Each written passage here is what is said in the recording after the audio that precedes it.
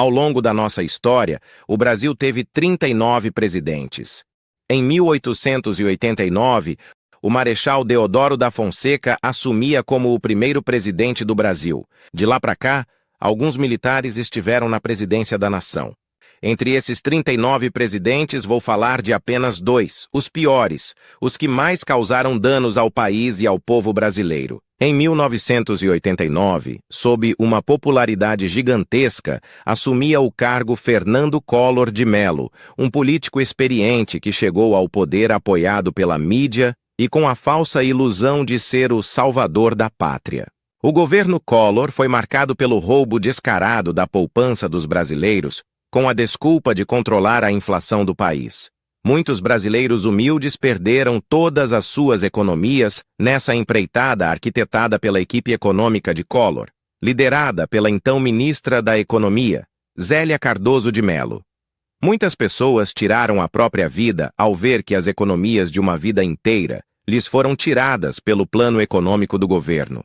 Após um escândalo de corrupção, denunciado pelo próprio irmão de Collor, envolvendo o tesoureiro da campanha do presidente, PC Farias, uma CPI foi aberta para investigar o presidente e o povo foi para a rua pedir o seu impeachment.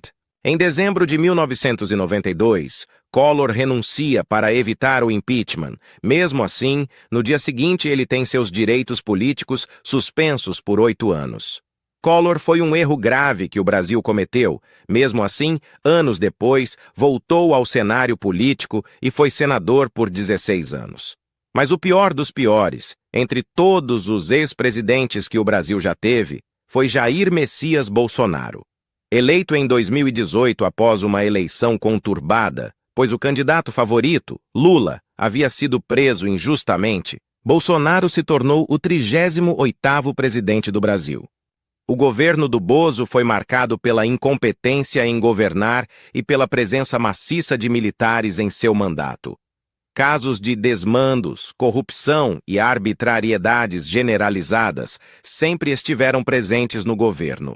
O bucho de égua teve que lidar com a pandemia de Covid, demonstrando mais uma vez sua incompetência e estupidez no comando da nação.